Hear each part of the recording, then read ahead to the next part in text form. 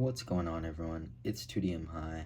I hope you're having a great day, great weekend, and great start to your month, matter of fact. But today, I've got another review video for y'all. This is a brand you've probably seen, ColdFire. Maybe you've tried it, maybe you haven't, maybe you've just heard about it online. But today, I'm giving y'all a review video. I've also got the ColdFire, it's upside down, the juice straw battery. I've had this battery for a few months at this point. It's probably one of the best batteries I've purchased 510 thread wise. It's got amazing preset voltages. I think it's 1.9, 2.2, and 2.9. Those are all the voltages, all under 3.0, all amazing. You've got your low for taste, your medium for good cloud and taste. That's that perfect in between. And personally, I never use red on here, even though it's 2.9. If you like that high voltage though, go for it. But I picked this battery up for about $13 at the Natural Healing Center, which was really good for a battery like this. It hasn't broken on me. I've had it for months. Just good quality battery. But back to the cartridge. This ColdFire is actually a live resin ColdFire. It is not a cured resin one. I don't know if you guys know that there's two different ones out there. I didn't know for a while, to be honest. I thought they just sold cured resin, but they sell live resin, and I guess I'm here to let y'all know how it is. But it's kind of hard to judge off of one cart. I've had a lot though, so I can kind of talk about my experience a little bit better. This isn't the only ColdFire I've tried. I've tried collabs with Team Elite Genetics. Can't really remember some other brands. I think Lumpy's was one of them. Those are the only ones that can come to my head at this time, but I've probably tried about 20-25 different ColdFires, and only 3 of them were live resin. This was like the 3rd live resin I've tried. The majority are all cured resin, which, if I had to be completely honest, I've already tried a little bit of this, and it wasn't my favorite. It was, I think, around 5.4% terps. I don't have the box with me. It's in my car, unfortunately, but the strain I had got for this was Farmer's Daughter. The description was like watermelon, Jolly Ranchers, and like sour something, I think. So we're gonna go ahead and try this, test it out. I've got my battery on green right now, so that's at 1.9 volts. I'm gonna go ahead and do a little preheat. I think that really just helps get the best flavor, best cloud for low voltage. Cheers, everyone. Here we go.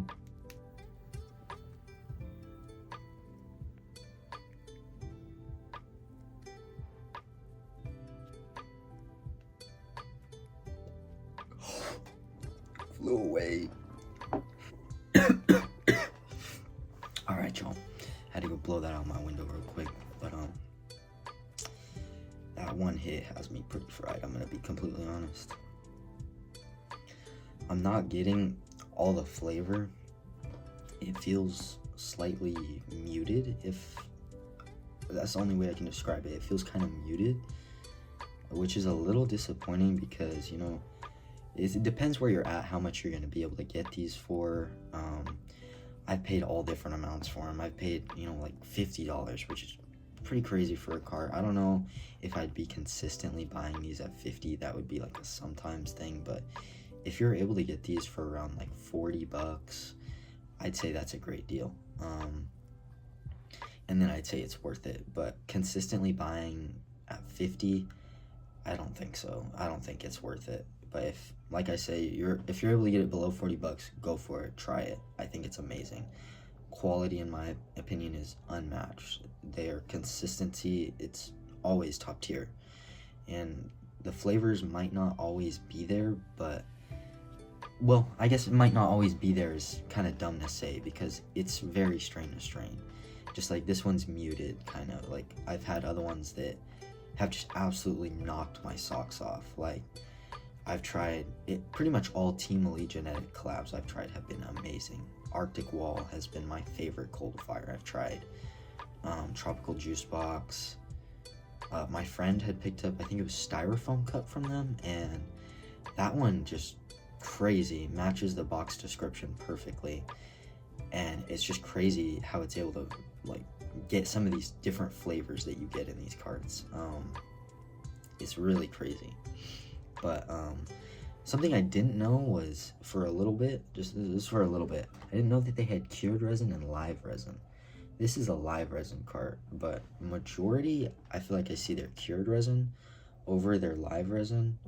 I haven't like really read too much into their live resin, but from what I've looked at on Reddit, it seems that some of the flavors are either like muted and not that strong, or it's coming through really well with great terp percentage. And it's kind of just a hit or miss. You got to try it and just see what you think. Personally, I think ColdFire is an amazing brand, consistently clean. They put out their test results, no pesticides, none of that, no heavy metals. The hardware is amazing. These ceramic 510 thread carts are probably the best on the market to use for your oil. They have a great battery. I know I already mentioned this and showed you all that, but the battery is amazing. Let's try it on blue now, though. I want to see how it hits on blue, if it's a little bit. Alright, y'all, the camera cut out. Some bugging scammer called me. Absolutely terrible timing. I gotta put my phone on Do Not Disturb from now on when I'm doing this. That actually ticked me off. I've been getting so many scam calls recently. I fucking hate the scammers out there. Fuck all you scammers. I've been seeing like so many on my phone. I don't know if it's just me, but like it's been so many, like more than usual per day, I feel like, within the last like month. But we got the hit interrupted. It was pretty much the same, to be honest. Like it tasted the same. The cloud production was just a little strong, like bigger on blue. It was still that kind of same muted flavor. I feel like it almost came through a little better on green, but like the cloud production on blue is still good. It's the trade-off. Better taste or like good cloud production and good flavor still. But it was still unfortunately kind of that muted flavor, which I'm a little disappointed about that. But I don't know if I'll be buying like too many live resin ColdFires. I'll have to kind of read more Reddit reviews. That too, everyone. If you're gonna pick up a ColdFire, if you do decide to pick up a ColdFire from this video, or you are already planning to get one, please go on Reddit, look at what people say about them, because people go in depth about it. People are passionate about what they try and their hobbies. So go on Reddit, look up the ColdFire you want to try, maybe at your local dispo, see what people are saying, because I know that has helped me make some choices and helped inform me about what I want to buy, because it's expensive, you know? I mean, I'm not gonna lie, it's expensive, but I think it's worth it. They're consistently really good. The packaging is dope in my opinion, but that's just packaging. Aside from that, quality of everything is amazing. ColdFire really has just consistently impressed me. This is one of the few times I've been a little disappointed, but it happens sometimes. That's what happens when you try new things. So, hey, just gotta chalk it up to that.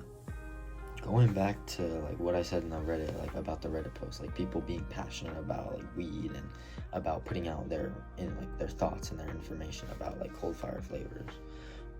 What's something out there that y'all have like recently been really connecting with, like a hobby or something you found that y'all have been immersed in and passionate about? Like let me know in the comments. Like let me know what's going on with y'all. I want to hear more about what my viewers are into and what y'all would like to see maybe more of. Something that I've really been into recently, not even recently, I've been into it for a little bit, but more recently I've just been like reading every day more of my manga. Currently I'm reading my Chainsaw Man. I got some more of my manga back in the background right there. I'll have to show y'all my collection, but I'm on the 3rd volume of Chainsaw Man right now. I've watched the anime already, but I really liked that. That anime kind of got me into actually watching anime. Hold up. Sorry about that. My mouth gets hella dry when I smoke. But speaking back to that manga and Chainsaw Man, yeah, that's what I was talking about. I'd be losing my thoughts sometimes. I'm just like, what was I talking about? But Chainsaw Man first kind of got me into just watching anime. It was the first one that kind of caught my eye and was like, ooh, I actually kind of like this. And then it kind of progressed into, oh, I like this too, and like kind of found out more of what I liked over time. You know, that's how it is really.